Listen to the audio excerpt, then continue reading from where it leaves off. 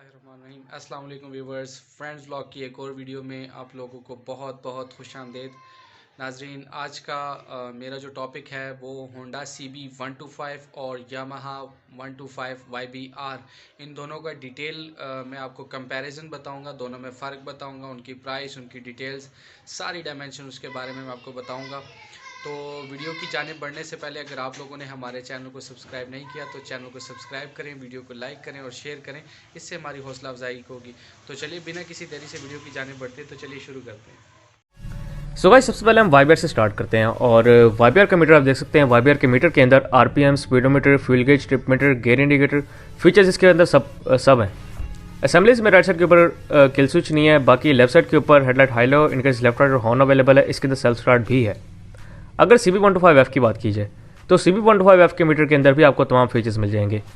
RPM, speedometer, fuel gauge और तमाम features इसके अंदर अवेलेबल हैं। असेंबलीज़ की अगर बात कर लें तो असेंबलीज़ में राइट साइड के ऊपर इसके अंदर आपको सेल्फ स्टार्ट का ऑप्शन मिल जाएगा और लेफ्ट साइड के ऊपर headlight on off, headlight high low, indicators left right और इस बाइक के अंदर हॉर्न आपको मिल जाएगा। अब हम बात करते हैं वाईबीआर की। तो वाईबीआर की हेडलाइट आप देख सकते हैं, काफ़ी खूबसूरत इसकी हेडलाइट बनाई गई है। इसके अंदर आपको हेलोजन बल्ब मिल जाएगा और उसके अलावा इसके अंदर अगर इंडिकेटर्स देखें तो छोटे से इंडिकेटर्स लगाए गए हैं। बाइक के जो फ्रंट शॉक्स हैं वो टेलीस्कोपिक फॉक्स बाइक के फ्रंट शॉक्स हैं। बाइक का जो फ्रंट टायर है वो 2.75/18 का फ्रंट टायर है। 18 इंच के इस बाइक के अंदर आपको अलॉयमेंट्स मिल जाएंगे और फ्रंट पर इस बाइक के अंदर डिस्क ब्रेक अवेलेबल है और डिस्क ब्रेक जो इस बाइक की है वो काफ़ी इफेक्टिव डिस्क ब्रेक है। इसके बाद अब अगर CB की बात कर ली जाए तो CB125 की जो हेडलाइट है वो भी काफ़ी खूबसूरत शेप में बनाई गई है।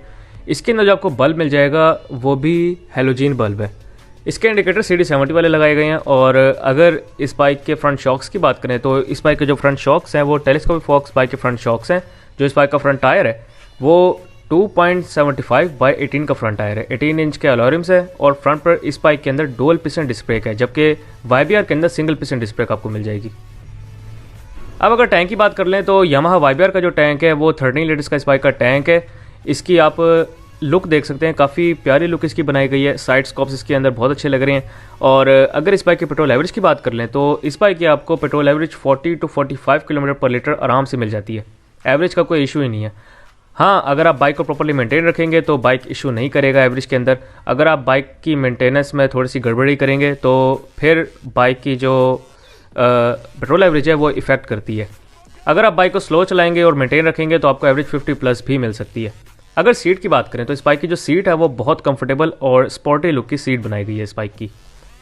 अब अगर CB की बात कर लें तो CB125F का जो टैंक है ये 12.3 लीटर्स का इस बाइक का टैंक है और इस बाइक के टैंक के ग्राफिक्स आप देख सकते हैं, काफ़ी अच्छे इसके ग्राफिक्स बनाए गए हैं। इसकी शेप भी काफ़ी प्यारी बनाई गई है। और अगर इस बाइक की पेट्रोल एवरेज की बात कर लें तो इस बाइक की जो आपको पेट्रोल एवरेज मिल रही है वो 38 से 43 किलोमीटर पर लीटर के दरमियान इसकी आपको पेट्रोल एवरेज मिल जाएगी।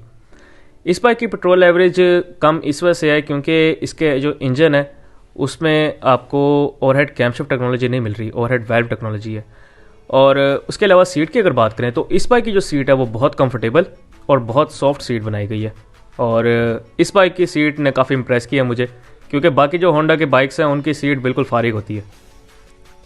इसके बाद अगर इंजन की बात कर लें तो यामाहा वाईबीआर का जो इंजन है वो 4 stroke single cylinder overhead camshaft engine है। ओवरहेड कैमशाफ्ट होने के साथ साथ इस बाइक के इंजन के अंदर आपको बैलेंसर भी इंस्टॉल्ड मिलेगा और बैलेंसर का फ़ायदा ये है कि आपको वाइब्रेशंस 70 किलोमीटर पर आवर से पहले तक आपको वाइब्रेशंस नहीं मिलेंगी इसके अंदर। इस बाइक की डिस्प्लेसमेंट 124 क्यूबिक सेंटीमीटर है। इस बाइक का जो बोर है वो 54 mm है। बाइक का जो स्ट्रोक है वो भी 54 mm है। इस बाइक की कंप्रेशन रेशो 10.0:1 कंप्रेशन रेशो है इस बाइक की। और इस बाइक के अंदर आपको सेल्फ स्टार्ट और किक स्टार्ट दोनों अवेलेबल मिलेंगे।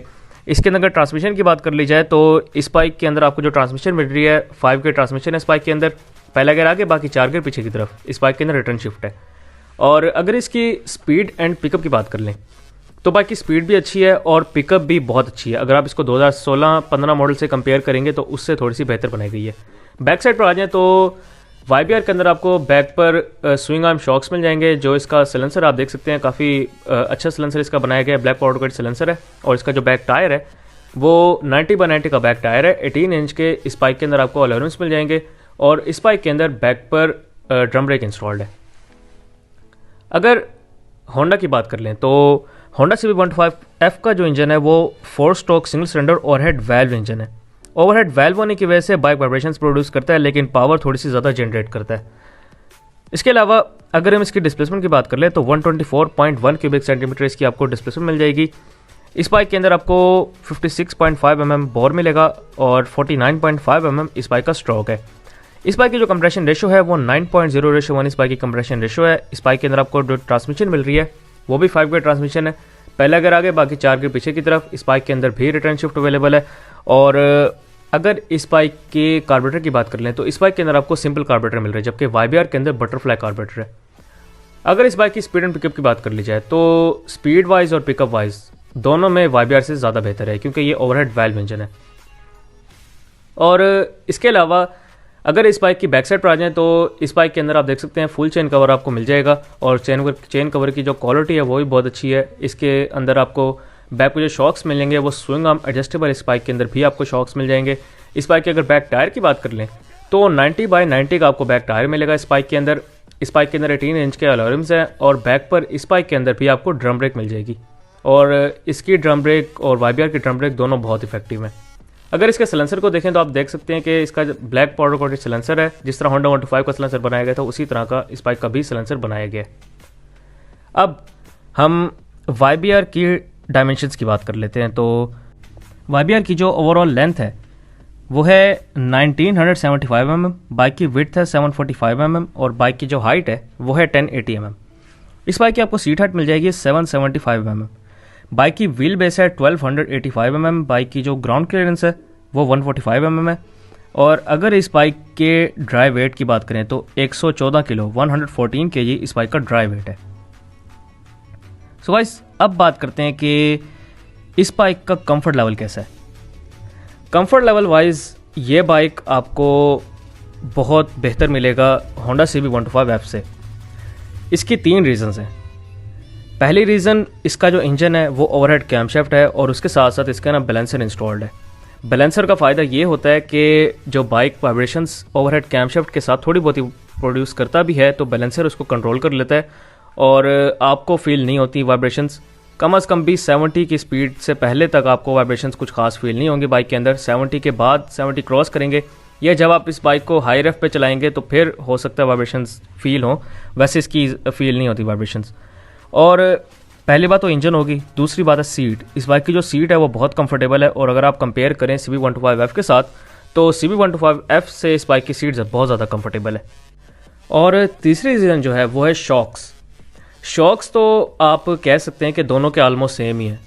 आपको रियर साइड पर दोनों में swing arm 5 step adjustable shocks मिलेंगे। फ्रंट पर दोनों बाइक्स में टेलीस्कोपिक फॉक्स शॉक्स हैं, तो शॉक्स का इतना ज़्यादा डिफरेंस नहीं है।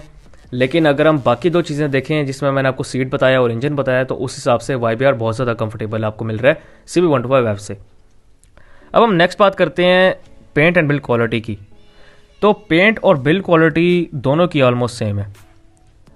उसके अलावा अगर हम टायर्स एंड ब्रेक्स की बात करें तो टायर्स एंड ब्रेक्स भी दोनों के बहुत अच्छे हैं। इवन अगर आप CB125F की बात करें तो CB125F की जो ब्रेकिंग है वो मेरे ख्याल में ज़्यादा बेहतर है YBR से, क्योंकि YBR के अंदर जो आपको ब्रेकिंग सिस्टम मिल रहा है, फ्रंट पर सिंगल पिस्टन डिस्क ब्रेक है YBR के अंदर, और CB125F में डुअल पिस्टन डिस्क ब्रेक है फ्रंट पर, और इसी वजह से जो डुअल पिस्टन डिस्क ब्रेक है वो ज़्यादा इफेक्टिव होती है। तो इसी वजह से जो CB125F की ब्रेक्स हैं वो ज़्यादा इफेक्टिव हैं। अगर आप टायर्स पे गौर करें तो टायर्स भी दोनों बाइक्स के बहुत अच्छे लगाए गए हैं, और मैं दोनों में फ़र्क नहीं कह सकता कुछ खास फ़र्क, लेकिन ब्रेकिंग में फ़र्क है, और CB125F की जो ब्रेकिंग है वो ज़्यादा बेहतर है। रोड ग्रिप की अगर बात कर लें तो रोड ग्रिप में आपको YBR ज़्यादा बेहतर लगेगा। यामाहा बेसिकली मशहूर ही अपनी रोड ग्रिप की वजह से है, तो रोड ग्रिप जो है वो आपको YBR की बहुत बेहतर मिलेगी CB125F के साथ, CB125F से।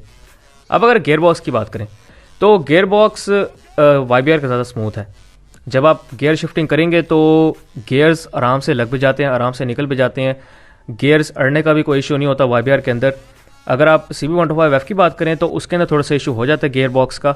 और इसके बाद अगर हम सीट कंफर्ट और सीटिंग पोस्चर की बात कर लें तो सीट मेरे ख्याल में यामाहा YBR की ज़्यादा कंफर्टेबल है। सीटिंग पोस्चर की अगर बात करें तो ये बेसिकली फिर यूज़र पे डिपेंड करता है कि उसको कौन सा बेहतर लगता है।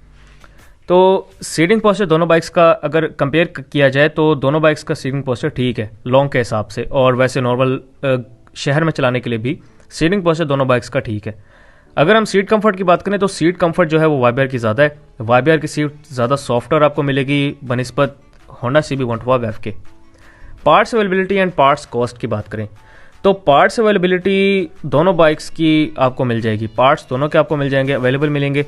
और पार्ट्स की अगर कॉस्ट की बात करें तो यामाहा के जो पार्ट्स हैं वो थोड़े से कॉस्टली आपको मिल जाएंगे बनिस्बत होंडा CB125F के।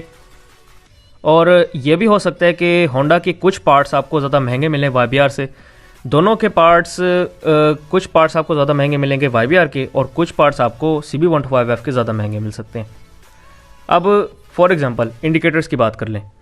इंडिकेटर्स अगर आप CB125F के देखें तो CD70 वाले इंडिकेटर्स हैं इसके चारों। आप CD70 का निकाल के उसके अंदर लगा दें, पता ही नहीं लगेगा कि CD70 का है या CB125F का है। अगर आप वाईबीआर के लें तो वाईबीआर के आपको इंडिकेटर्स थोड़े से कॉस्टली पड़ जाएंगे, क्योंकि वो शेप वाइज चेंज हैं, लुक वाइज पूरा चेंज है वो। तो कहने का मतलब मेरा ये है कि इसकी रिप्लेसमेंट अभी तक नहीं बनी। इसकी रिप्लेसमेंट फिर आप कोई लोकल इंडिकेटर्स लगाएं वही हैं, लेकिन होंडा CB125F की रिप्लेसमेंट आपके पास है। CD70 वाले उसके अंदर वैसे इंडिकेटर्स लगे हुए आते हैं। अगर आप होंडा CD70 के उतार कर उसके अंदर लगा देंगे तो पता नहीं लगेगा कि ये CB125F के ओरिजिनल हैं या CD70 के उतार के लगाए हुए हैं। इसके बाद अगर हम मैकेनिक्स की बात करें तो मैकेनिक्स की अवेलेबिलिटी ज़्यादा बेहतर आपको होंडा के अंदर मिल जाएगी। होंडा के बाइक्स को बहुत से मैकेनिक्स काफ़ी अच्छे तरीके से जानते हैं, क्योंकि होंडा को पाकिस्तान में काफ़ी टाइम हो गया, 40 साल से ऊपर हो गया पाकिस्तान में होंडा को। लेकिन वाईबीआर जो है वो पहले था 2007-8 में था पाकिस्तान के अंदर, लेकिन पाकिस्तान से चला गया था यामाहा, फिर वो भी पार्टनरशिप पे था। लेकिन यामाहा ऑफिशियली 2015 के अंदर आया पाकिस्तान में, और 2015, 16, 17, 18, 19, 20, 21 मतलब अभी 6 साल हुए हैं पाकिस्तान में यामाहा को। तो यामाहा के जो मैकेनिक्स हैं वो इतने एक्सपीरियंस नहीं है जितने होंडा के आपको जो मैकेनिक्स हैं वो एक्सपीरियंस मिलेंगे। और अवेलेबिलिटी की अगर बात करें तो अवेलेबिलिटी वाइज भी जो मैकेनिक्स की अवेलेबिलिटी है वो आपको होंडा में ज़्यादा मिलेगी बनिस्बत यामाहा के। अब अगर रोड डायरेक्शन की बात करें तो ये बेसिकली आपके ऊपर डिपेंड करता है। दोनों बाइक्स लुक वाइज बहुत अच्छी हैं, और देखने वालों की फिर मर्जी है कि वो किसको देखते हैं। मैं इसमें अब ये नहीं कह सकता कि रोड डायरेक्शन वाईबीआर की ज़्यादा बेहतर है या CB125F की ज़्यादा बेहतर है। हाँ, अगर हम साउंड वाइज कंपेयर करें तो साउंड वाइज जो CB125F है उसकी अट्रैक्शन थोड़ी सी बेहतर होगी, लेकिन लुक वाइज मेरे ख्याल में वाईबीआर की जो अट्रैक्शन है वो थोड़ी सी ज़्यादा बेहतर होगी। सो गाइस अब आते हैं लास्ट में, तो लास्ट में बात करते हैं प्राइस की। सबसे पहले यामाहा वाईबीआर की प्राइस मैं आपको बता देता हूँ। तो वाईबीआर की जो आपको लेटेस्ट प्राइस मिल रही है वो है 2,11,000 रुपये, 2,11,000 रुपीज़ यामाहा वाईबीआर की प्राइस है। अब अगर होंडा CB125F की बात करें तो होंडा CB125F की जो आपको लेटेस्ट प्राइस मिल रही है वो है 2,18,500 रुपये, 2,18,500 रुपीज़ इस बाइक की प्राइस है। तो डिफरेंस कुछ ज़्यादा नहीं है, 7 से 8,000 रुपये के दरमियान डिफरेंस है। और अब सबसे मेन बात आती है कि आपको दोनों में से कौन सा बाइक लेना चाहिए। तो बेसिकली दो ही बातें मैं करूँगा। पहली बात कि अगर तो आपको कंफर्ट चाहिए तो आप वाईबीआर की तरफ जाएं। वाईबीआर में आपको कंफर्ट का बेनिफिट मिलेगा, वाईबीआर के अंदर आपको मेरे ख्याल में लुक का बेनिफिट मिलेगा, वाईबीआर के अंदर जो फीचर्स हैं थोड़ा सा उनका भी आपको बेनिफिट मिलेगा। उसके अलावा वाईबीआर पेट्रोल एवरेज बहुत ज़्यादा बेहतर देता है। वाईबीआर की जो मेंटेनेंस कॉस्ट है वो भी इतनी कोई ज़्यादा नहीं है।